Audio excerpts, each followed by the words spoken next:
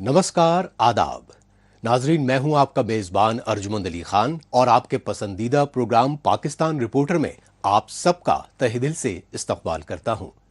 तो नाजरीन, आइए पाकिस्तान की ताज़ा तरीन खबरें देखने से पहले डालते हैं एक नज़र आज के शुमारे की सुर्खियों पर। डॉक्टर महारंग समेत BYC के लीडरों की गैर कानूनी कैद से गम गुस्से में बलूचिस्तान। खैबर पख्तूनख्वा की ज़रई ज़मीनों पर फौजी कब्जे पर एकजुट हुए कबायली लीडरान। और शहीद सहाफ़ी अरशद शरीफ की तीसरी बरसी पर सरापा एहतजाज रहा पाकिस्तान।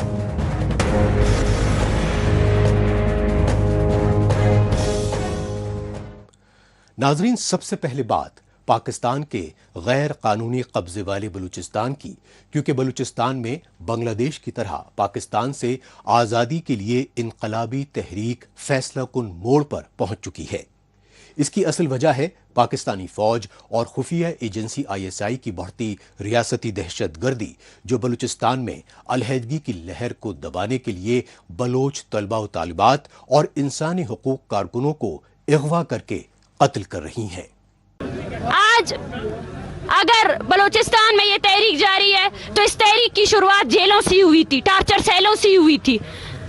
आज बलूचिस्तान के अवाम को हम यही पैगाम देना चाहते हैं कि पाकिस्तान की रियासत ने BYC को इसलिए कैद रखा है ताकि आम अवाम इससे खौफजदा हो, लेकिन हम चाहते हैं कि हम मिसाल बनाकर रखेंगे कि कोई भी तहरीक जेल से, कैद बंद से कभी भी पीछे नहीं हटती है। और इस हर शख्स के लिए ये पैगाम है हमारा कि जेलों की दीवारें चाहे जितनी भी बुलंद क्यों ना हो, एक माँ के हौसले से हमेशा वो पस्ती हो जाती हैं। बलूचिस्तान पर जबरन काबिज पाकिस्तानी फौज और खुफिया एजेंसी ISI की मुतवाजी हुकूमत में BYC यानी बलोच यकजहती कमेटी की ऑर्गेनाइजर डॉक्टर महारंग बलोच समेत दीगर सीनियर लीडरान को क्वेटा कोर्ट में पेश किया जाता रहा। लिहाजा पाकिस्तानी फौज के जेरे कंट्रोल नाम निहाद एंटी टेररिज्म कोर्ट में बगैर किसी चार्जशीट और सुनवाई के रिमांड में मुसलसल तौसीक की जाती रही। लेकिन ATC के जज ने 5-6 महीनों के बाद अब बलूचिस्तान में सिक्योरिटी खदशात का बहाना बनाकर BYC की लीडरशिप को मुस्तकिल में जेल में रखने का फरमान देकर आईनो कानून और अदल इंसाफ का गला घोंट दिया। रिमांड इसलिए दिया जाता है कि किसी से अगर रिमांड आपको तफ्तीश के लिए, लेकिन बदकिस्मती से यहाँ पे तफ्तीश नहीं है, सिर्फ जो है रिमांड दिया जा रहा है BYC के जितने भी लीडरान हैं या कारकुन जो गिरफ्तार हैं उनको सलाखों के पीछे रखने के लिए। और ये कानून को जो है कानून को मजाक बना दिया गया है कि आप फेयर ट्रायल का जो है मौका नहीं दे रहे किसी को। हम पर इल्ज़ाम लगाए जाते हैं कि वो कानून को नहीं मानते, वो आइन को नहीं मानते। आज अगर हम अदालत में पेश होते हैं, आज अगर हम जो है इस कानून को, इस आइन को मानने वाले हैं जो इधर पेश हो रहे हैं, लेकिन बदकिस्मती से पाकिस्तान में जब कभी भी जिसने भी कानून को माना है, आइन को माना है, उसको तो फांसी दी गई, उसको जो है मार दिया गया। और जिसने कानून की धज्जियां उड़ाई, जिसने जो है आइन को तोड़ा, उसको यहाँ पे सदर बना दिया जाता है या कोई अच्छा ओहदा दिया जाता है या कोई फौजी जनरल कर्नल जो आमरीत की सूरत में आता है और सालों साल जो है पाकिस्तान पे हुक्मरानी करता है। ATC यानी एंटी टेररिज्म कोर्ट के हालिया फरमान पर बलोच यकजहती कमेटी की ऑर्गेनाइजर और बलोच नस्लकुशी के खिलाफ आवाज बुलंद कर रही इंसानी हुकूक की पैरोकार डॉक्टर महारंग बलोच ने शदीद रंजो गम का इजहार किया। इस मौके पर डॉक्टर महारंग बलोच ने पाकिस्तानी फौज के चीफ जनरल आसिम मुनीर और कठपुतली PM शहबाज शरीफ की जाली हुकूमत की जानिब से बलूचिस्तान के कुदरती वसाइल पर अमरीका से किए गए $500 मिलियन के हालिया समझौते पर सख्त रद्द अमल दिया, क्योंकि पाकिस्तान में बढ़ती बलोच नस्लकुशी पर अमरीका समेत पूरी आलमी बिरादरी अभी तक खामोश है। इस वक्त बलूचिस्तान का जिक्र अमेरिका समेत चाइना जहां पर भी हो, उनके वसाइल के खरीद फरोख्त के ऊपर हो रहा है। अगर बलूचिस्तान का जिक्र नहीं हो रहा है तो इस चीज़ पर नहीं हो रहा है कि यहाँ पे किस हद तक सियासी कदगन है, यहाँ पे अदालतें किस तरह अस्करी कुव्वतें कंट्रोल करती हैं। बलूचिस्तान में गुज़श्ता 75 सालों से सियासी कारकुनान को टारगेट किया जा रहा है, आम आवाम को टारगेट किया जा रहा है।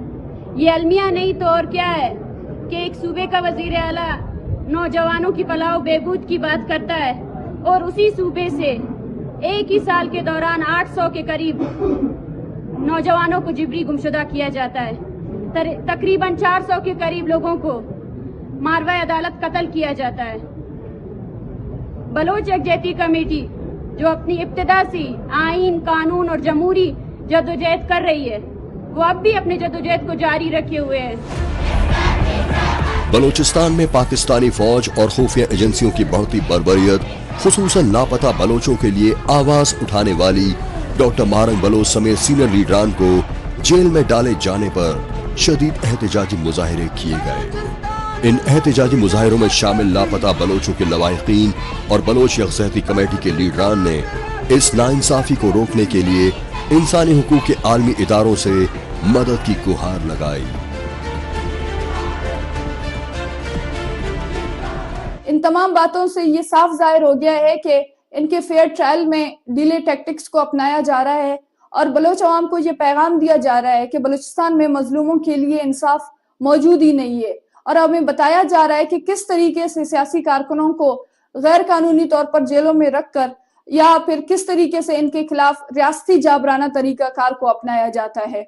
ہم تمام ہیومن رائٹس آرگنائزیشنز، تمام انسانی حقوق کے کارکنوں، سول سوسائٹی اور تمام مکاتب فکر کے لوگوں سے اپیل کرتے ہیں کہ وہ اس سنگین صورتحال کے خلاف آواز اٹھائیں اور شفاف عدالتی کارروائیوں اور قانونی انصاف کے تقاضوں کو پورا کرنے کا مطالبہ کریں، اور BYC کے قیادت کے ساتھ انصاف کرنے کا مطالبہ کریں۔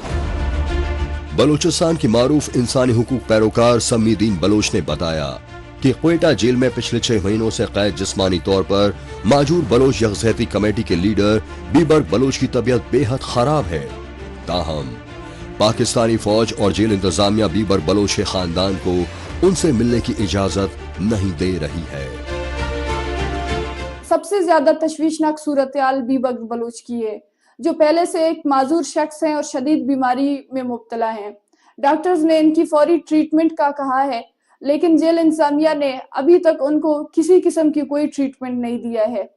یہ صرف اور صرف سیاسی کارکنوں کے خلاف انتقامی کارروائیوں اور لاپرواہی نہیں ہے، بلکہ انسانیت کے تقاضوں کی ایک سنگین خلاف ورزی ہے۔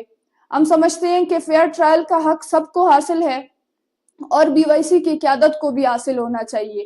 اس قسم کے ٹیکٹکس سے صرف اور صرف ہمارے ساتھیوں کو طویل عرصے تک جیل میں رکھنے کی ایک کوشش ہے، اور عالیہ سماعت جیل کے اندر بند دروازوں کے پیچھے ہوئی ہے، اور ریمانڈ میں مزید 10 دن کی توسیع کر دی گئی ہے، اور بعد میں ان کے فیملیز کو انفارم کر دیا گیا ہے۔ کراچی میں بھی اسی طرح ڈاکٹر مہرنگ بلوچ کی کیس کی سماعت کی توسیع کی گئی ہے، اور بہانہ بنایا ہے کہ عدالت میں اسٹینوگرافر موجود نہیں ہے۔ پاکستانی ظلم و ستم کے انسانیت سوز مناظر ہیں بلوچستان کی راجدھانی کوئٹہ کے، جہاں بلوچ یکجہتی کمیٹی کے لیڈران کی 22 مارچ 2025 سے غیر قانونی قید کے خلاف پرامن مظاہروں پر سیدھے فائرنگ کی جا رہی ہے۔ لہٰذا پاکستانی فوج اور پولیس فائرنگ کے ذریعے بے گناہ بلوچوں کو ٹارگٹ کلنگ کا شکار بنایا جا رہا ہے۔ یہی وجہ ہے کہ دنیا کے مختلف ملکوں میں ضلع وطنی کی زندگی بسر کر رہے بلوچی، سندھی اور پشتون لیڈران پوری بین الاقوامی برادری کو جھنجھوڑنے کے لیے آئے روز احتجاجی مظاہرے کر رہے ہیں۔ ان احتجاجی مظاہروں کا واحد مقصد ہے یونائٹڈ نیشن سمیت انسانی حقوق کے تمام عالمی اداروں سے بلوچ نسل کشی روکنے اور بنگلہ دیش کی طرح بلوچستان کو پاکستان سے مکمل آزادی دلانے میں مثبت کردار نبھانے کی فریاد کرنا۔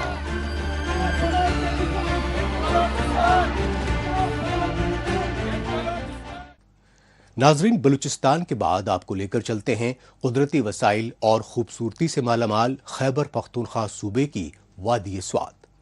حالانکہ پاکستانی فوج اور خفیہ ایجنسی ISI نے افغانستان میں قتل و غارت مچانے کے لیے سوات وادی کو خود طالبان دہشت گردوں کا گڑھ بنایا، لیکن اب وہی طالبان پاکستانی فوج پر خوفناک حملوں سے ریاستی رٹ کو کھلا چیلنج کر رہے ہیں۔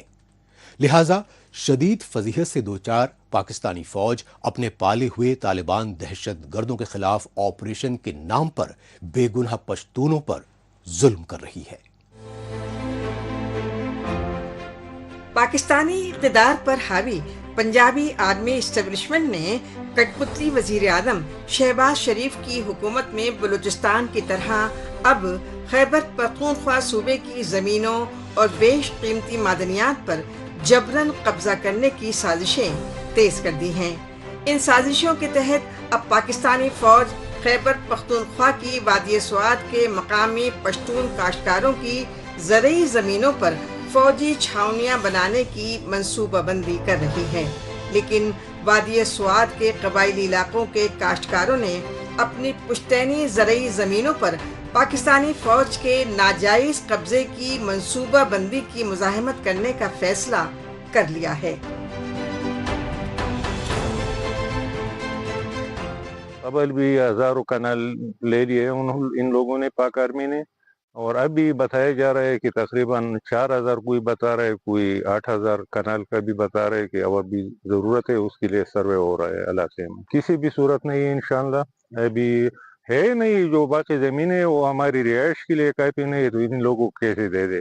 اسی لیے عوام نے فیصلہ کیا کہ ہر قسم قربانی دیں گے، مزاحمت کریں گے، مگر مزید 1 انچ زمین جو ہے کسی بھی ادارے کو دینے کے لیے تیار نہیں۔ عوام کھڑے ہیں تنظیم سمالار کے ساتھ، اور یہ تقریباً پچھلے 1 ہفتے میں ہمارا 2 دفعہ جرگہ ہوا ہے، 27 اکتوبر کو اور ابھی کل جو ہوا ہے تقریباً 3 نومبر کو۔ تو یہ اسی حساب سے ہوا ہے کہ تنظیم سمالار نے لوگوں کو اکٹھا کیا، اور اسی بات پہ کہ ہم مزاحمت کریں گے، 1 انچ بھی نہیں دیں گے انشاءاللہ۔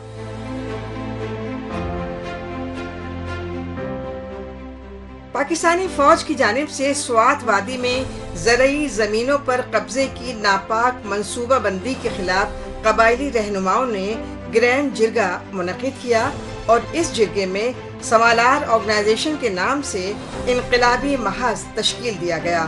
سوات میں پشتون گرینڈ جرگہ اور سمالار آرگنائزیشن کے لیڈروں نے کہا کہ پاکستانی فوج دہشت گردوں کے خلاف آپریشن کے پردے میں اس سے پہلے بھی مقامی قبائلوں کی زمینیں ہتھیا چکی ہے، لیکن انہیں ابھی تک کوئی معاوضہ تک نہیں ملا، لہٰذا اب وہ پاکستانی فوج کی چھاؤنیوں کے لیے اپنی زمینیں کسی بھی قیمت پر نہیں دیں گے۔ جرگے کا مقصد یہی تھا بیسیکلی کہ ہم نے تنظیم سمالار نے یہ فیصلہ کیا کہ ہم لوگوں کے سامنے یہ ایشو لے کے آئے تاکہ لوگوں سے اور یہاں کے مشران جو یہاں کے رہائشی لوگ ہیں ان سے ہم پوچھے کہ آپ لوگ کی کیا رائے ہے اور کیا فیصلہ ہے، کیونکہ کل جو بہت بڑا گرینڈ جرگہ ہوا 3 یونین کونسلوں پہ مشتمل تھا، انہوں نے سب لوگوں نے ظاہری یہی فیصلہ دیا ہے کہ ہم مزید 1 انچ زمین دینے کو تیار نہیں۔ پہلے ایئرپورٹ میں ہماری زمینیں لے لی گئی اور اس طرح گھر بھی لے ہے، اس کے بعد پھر چھاونی میں زمینیں لے گئی ہے، اب یہ تیسرا مرحلہ ہے۔ یہاں کے عمائدین اور جو عام لوگ ہیں سب لوگ 2 مرتبہ ہمارا جرگہ ہوا ہے، اور ہم بالکل سب لوگ اس کے مخالف ہیں، جتنے بھی یہاں زمین کے مالک ہیں یا جو عام لوگ ہیں جو بھی ہے، لیکن سب کا ایک متفقہ ایک ہی بات ہے کہ ہم 1 انچ زمین دینے کو تیار نہیں۔ صرف سوات کے قبائلی رہنما ہی نہیں بلکہ باشعور باشندوں نے بتایا کہ سن 2003 میں خیبر پختونخوا صوبائی اسمبلی میں ایک قرارداد منظور کی گئی۔ اس قرارداد میں خیبر پختونخوا کی کسی بھی زرعی زمین کو پاکستانی فوج اور حکومتی استعمال کے لیے نہ دینے کا فیصلہ لیا گیا، لیکن پاکستانی ریاست کے پورے نظام کو اپنے اشاروں پر نچا رہی پنجابی آرمی اسٹیبلشمنٹ تانا شاہی فطرت سے باز نہیں آ رہی ہے۔ اس موجودہ صورتحال میں جو بات زیادہ غور طلب ہے وہ یہ ہے کہ یہ ایگریکلچر پراپرٹی ہے، اس میں باغات ہیں، اس میں کھیت ہیں، فصلوں کے لیے یہ زمین جو ہے یہ استعمال ہوتی ہے۔ اور خیبر پختونخوا میں بالخصوص 2003 میں ایک نوٹیفیکیشن آیا تھا، جو نوٹیفیکیشن ابھی تک انٹیکٹ ہے۔ اس میں باقاعدہ یہ کہا گیا تھا کہ وہ زمین جو زرعی زمین ہوگی، زرعی زمین کسی بھی صورت کسی بھی مقصد کے لیے ایکوائر نہیں کی جائے گی، چاہے اس میں جو پبلک انٹرسٹ کا فیکٹر ہے وہ کتنا ہی بڑا کیوں نہ ہو۔ خیبر پختونخوا صوبے کی زمینیں ہی نہیں بلکہ قدرتی وسائل اور سونے تانبے جیسے معدنیات کو بھی اپنے شکنجے میں لے چکی ہے پاکستانی فوج۔ اس سچائی کا ثبوت ہے شمالی وزیرستان کی دتا خیل تحصیل کے محمد خیل علاقے میں پاکستانی فوج کے زیر کنٹرول میگا پروجیکٹ۔ اس میگا پروجیکٹ سے حاصل تانبا اور سونا ایکسپورٹ کر کے اب تک اربوں کھربوں روپے کما چکی ہے پاکستانی فوج اور اس کی کٹ پتلی حکومتیں۔ اگر آپ اس کے پوٹینشیل کی بات کریں تو اٹ از $8 ٹریلین۔ تو اس میں پاکستان آرمی نے، گورنمنٹ آف پاکستان نے مل کے جو SIFC کا ہمارا انیشیٹو ہے اس کے through we are surfacing the mineral potential of Pakistan to the entire world and it is a wonderful industry. Pakistani فوج اور اس کی کٹ پتلی حکومتوں کی جانب سے بلوچستان اور خیبر پختونخوا صوبے کے قدرتی وسائل کی لوٹ کھسوٹ نے محکوم قوموں کو مزاحمت پر مجبور کر دیا ہے، کیونکہ پاکستانی فوج اور خفیہ ایجنسی ISI نے افغانستان میں طالبان حکومت کی بحالی کے بعد سوات وادی سمیت مختلف قبائلی علاقوں کو TTP کے دہشت گردوں کے حوالے کیا، لیکن وہی پاکستانی فوج اپنے ہی پالے دہشت گردوں کے خلاف ملٹری آپریشن کے نام پر اب قبائلی پشتونوں کی زرعی زمینوں تک پر قبضہ کر رہی ہے۔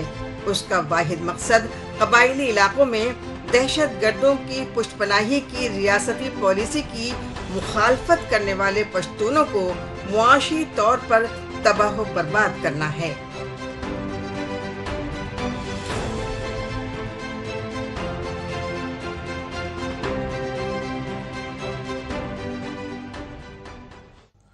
پاکستان رپورٹر میں ابھی باقی ہے کینیا میں شہید پاکستانی صحافی ارشد شریف کی بیوہ کے سنسنی خیز انکشافات، لیکن ابھی وقت ہے پاکستان رپورٹر کے خصوصی سیگمنٹ تیز رفتار خبروں کا۔ آئیے اس سیگمنٹ میں ڈالتے ہیں ایک نظر پاکستان کی ہفتے بھر کی دیگر اہم ترین خبروں پر۔ پاکستان اور افغانستان کے درمیان پرتشدد جھڑپوں کے بعد سرحدوں پر بندش کی وجہ سے دونوں پڑوسی ممالک کے لوگوں کو شدید مشکلات کا سامنا کرنا پڑ رہا ہے، کیونکہ دونوں ملکوں کے درمیان سرحدوں پر آمد و رفت کے راستہ منقطع ہونے سے روزمرہ زندگی کے لیے ضروری اشیاء کی سپلائی نہیں ہو پا رہی ہے۔ نتیجتاً دونوں ملکوں میں اشیاء خوردنوش ضروری دوائیوں کی قیمتوں میں ہوش ربا اضافے نے غریب لوگوں کا جینا محال کر دیا ہے۔ قابل غور بات یہ ہے کہ پاکستانی فوج کی جانب سے افغانستان کی راجدھانی کابل میں ہوائی حملوں کے بعد 11 اکتوبر سے بارڈرز بند پڑے ہیں۔ اس کی اہم وجہ یہ ہے کہ پاکستانی فوج کے ہوائی حملوں کے رد عمل میں افغانی طالبان کی جانب سے جوابی حملوں کا سلسلہ تیز ہو گیا ہے، اور ان حملوں کے نتیجے میں سرحد کے دونوں طرف درجنوں لوگوں کی ہلاکت کے دعوے کیے جا رہے ہیں۔ پاکستان کے پنجاب صوبے کے وزیر اعلیٰ اور سابق وزیر اعظم نواز شریف کی بیٹی مریم نواز شریف کی جانب سے سعودی عرب کے وفد کے ساتھ ملاقات کے دوران عربی زبان میں کچھ جملوں کے استعمال کیے جانے پر سوشل میڈیا میں خوب مذاق اڑایا گیا۔ اس کی وجہ یہ رہی کہ سعودی عرب کے سرمایہ کاروں کے وفد کے استقبال سے پہلے وزیر اعلیٰ مریم نواز شریف نے بھاری بھرکم فیس پر کئی عربی اساتذہ رکھے، لہذا پاکستانی ملا مولوی کافی محنت و مشقت سے مریم نواز شریف کو عربی زبان میں چند جملے رٹواتے رہے، لیکن جب سعودی عرب کے سرمایہ کاروں کا وفد پنجاب صوبے کے دارالحکومت لاہور پہنچا تو وزیر اعلیٰ مریم نواز شریف رٹے رٹائے جملوں میں بھول کر گئیں اور اناپ شناپ جملوں کا استعمال کرتی رہیں۔ آخرکار پاکستانی فوج اور وزیر اعظم شہباز شریف حکومت نے اسرائیل کے خلاف پرتشدد احتجاج کرنے والی اسلامی انتہا پسند تنظیم TLP پر پابندی لگانے کا اعلان کر دیا۔ شہباز شریف کی حکومت کے مطابق TLP یعنی تحریک لبیک پاکستان پر پابندی کا فیصلہ وفاقی کیبنٹ میں منظوری کے بعد لیا گیا، کیونکہ TLP کے مسلح کارکن لاہور اور مرید کے میں پاکستانی فوج اور پولیس پر قاتلانہ حملے کرتے رہے، لیکن پاکستان کی سول سوسائٹی TLP پر حکومتی پابندی کو اسرائیل سمیت امریکہ کو خوش کرنے کا فریبی حربہ مان رہی ہے۔ اس کی سب سے بڑی وجہ یہ ہے کہ TLP یعنی تحریک لبیک پاکستان پر لشکر طیبہ کی طرح اس سے پہلے بھی پابندیوں کا دکھاوا کیا گیا، لیکن زمینی حقیقت حکومتی دعووں کے بالکل برعکس رہی۔ اور پاکستان میں ان تنظیموں کے امیدوار انتخابات میں شمولیت کرتے رہے، لہٰذا ٹی ایل پی کی جانب سے حکومتی پابندی کو کورٹ میں چیلنج کرنے کی دھمکی دی گئی۔ آخر میں رخ کرتے ہیں پاکستان کے دارالحکومت اسلام آباد کا اور جائزہ لیتے ہیں پاکستانی صحافیوں میں بڑھے احساس عدم تحفظ اور غم و غصے کے غبار کا۔ اس غم و غصے کا اظہار کرنے کے لیے پاکستان کی صحافتی تنظیموں کی جانب سے اسلام آباد پریس کلب میں خصوصی سیمینار منعقد کیا گیا۔ موقع تھا 3 برس پہلے کینیا میں شہید پاکستانی صحافی ارشد شریف کی برسی کا۔ فوج کا جو اپنا کردار ہے آئین اور قانون کے مطابق صرف وہ کردار ہونا چاہیے جو کہ ملک کا دفاع ہے، جو ملک کی سیکیورٹی ہے۔ اس کے علاوہ جتنے فیصلے ہیں جو اسٹیٹ آف پاکستان ہے جس کی باقاعدہ ڈیفینیشن ہے، provincial government, federal government, government institution, اور سب سے بنیادی اس کا جو پریمبل میں پاکستان کے شہری وہ بناتے ہیں، اسٹیبلش کرتے ہیں یہ آرڈر، انہوں نے یہ فیصلے کرنے۔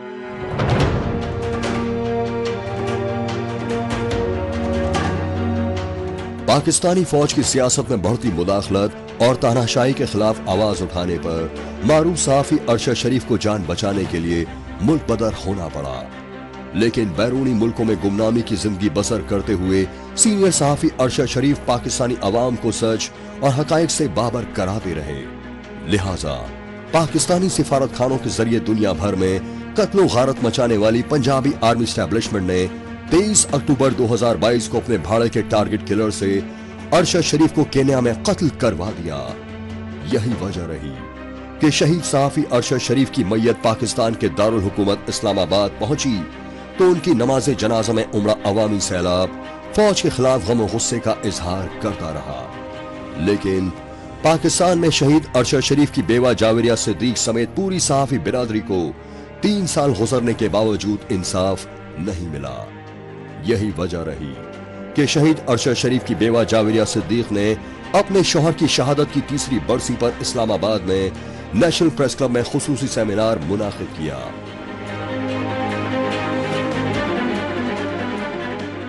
آج تک 3 سال میں وہ ایک MLA کر کے اس پہ توثیق نہیں کر سکے، اور میں وہاں کے ہائی کورٹ سے اپیل کورٹ سے ہوتے ہوئے آج سپریم کورٹ میں اپیل دائر کر دی ہے میں نے ان کے۔ کم از کم ان کی جج نے مجھے سنا تو صحیح ان 3 سالوں میں۔ ہمارے ججز، میں روسٹرم پہ کھڑی ہوتی ہوں، وہ نہیں سنتے، بولنے کی اجازت نہیں دیتے۔ آپ مجھے بتائیں کہ اگر وہ میرے سر پہ ہاتھ نہیں رکھیں گے دست شفقت، آج تک ہمیں چیف جسٹس نے نہیں کہا کہ آپ سارے صحافی مل کے آئیں اور بتائیں کہ آپ کی کیا مسائل ہیں، ہم حل کرتے ہیں، یا آئینی عدالت ہمیں بلائے، وہ تو ہمیں سننا ہی نہیں چاہتے۔ ہمارے پاس بطور سٹیزن کیا ہم بھی تو ایک ستون ہے نا، آپ ہمیں کیوں تباہ کر رہے ہیں؟ اگر ایک ستون ریاست کا گر گیا تو کیا ریاست یوں ہو جائے گی؟ یوں نہیں رہے گی۔ ہمارے پاس نہ اسلحہ ہے، نہ ہمارے پاس بجٹ ہے، نہ ہمارے پاس بڑے بڑے گولف کلب ہیں، نہ ہماری سوسائٹیاں ہیں، نہ ہم سب کچھ اپنے اون پہ کرتے ہیں۔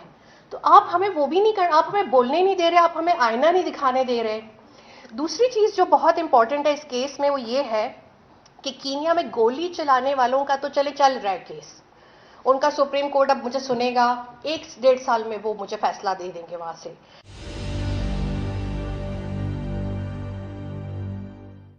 جب انہیں ٹارگٹ کیا گیا تو وہ اتنا بروٹل تھا کہ مجھ تک وہ تمام تصویریں پہنچائی گئیں کہ میں دیکھ لوں کہ یہ دیکھ لو اپنا شوہر سچ بولتا تھا نا، ہم نے دیکھو اس کا کیا حال کیا۔ کل کی بون مسنگ تھی کیونکہ بلٹ وونڈ جو تھا وہ ہیڈ شاٹ تھا، کڈنی نہیں تھی، نیلز نہیں تھے، پسلیاں ٹوٹی ہوئی تھیں، بروز تھے، ایک آنکھ کھلی ہوئی تھی، ایک بند تھی، کیونکہ گولی وہاں سے ہوتے ہوئے یہاں سے نکلی تھی۔ صحیح سالم شوہر بھیجا تھا، صحت مند باہر بھیجا تھا، اور اس انتظار میں تھی کہ اسی طرح واپس آئے گا۔ یہ سب اس لیے کیا گیا کہ باقی سب بھی خاموش ہو جائیں کہ دیکھو ہم نے اس کا کیا انجام کیا۔ وہ ویسے تو ان کے بہت کلوز تھا لیکن ان کے بینیفیشری نہیں تھا، وہ کسی سے فائدہ نہیں لیتا تھا۔ وہ چپ نہیں کیا، اس نے جمہوریت کے لیے، اصل جمہوریت کے لیے آواز بلند کرتا رہا کہ اس ملک میں ڈیلز کے ذریعے سے، NROs کے ذریعے سے جمہوریت نہیں آئے گی، ووٹ کے ذریعے سے آئے گی، اور جمہوریت اور صحافت کا بہت کلوز رشتہ ہے۔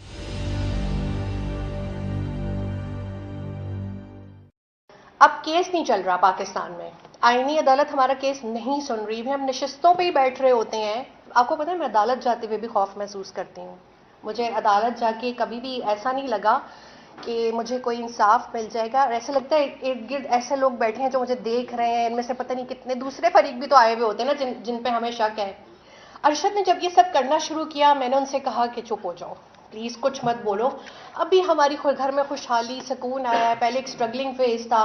مجھے میرا گھر عزیز ہے, آپ مجھے ان چیزوں میں جنگوں میں مت ڈالیں. تو انہوں نے مجھے کہا, مجھ سے سوال پوچھا کہ جو بھگت سنگھ پہ مقدمے کرا رہا تھا وہ کون تھا. میں نے کہا بھگت سنگھ کو تو میں جانتی ہوں, مقدمے کرانے والے کو نہیں جانتی. تو انہوں نے کہا کہ اسی طرح لوگ مجھے جانیں گے, جس نے مجھ پہ مقدمے کرائے وہ ہمیشہ گمنام بدنام اور تاریکیوں میں رہے گا. میں نے ان سے کہا مجھے اپنے گھر میں بھگت سنگھ نہیں چاہیے, مجھے اپنا شوہر چاہیے, اپنے گھر کا سکون چاہیے جو ایک عورت وہ کرتی ہے. ہماری ایک سیٹل لائف 12 سال ہو چکے تھے. انہوں نے کہا بارش کا پہلا قطرہ تو کسی کو بننا ہے. اور ایک خوف کی پوری لہر میرے جسم میں گئی, اور مجھے اب تھا کہ یہ شخص اب نہیں مڑے گا. ملک سے وہ جانا نہیں چاہتے تھے, ویزا ان کے پاس تھا نہیں. پر جب یہ میسج آیا نا کہ ہم تمہیں برہنہ کر کے تمہاری ویڈیوز پھیلائیں گے, تو وہ بے لباس نہیں ہونا چاہتے تھے.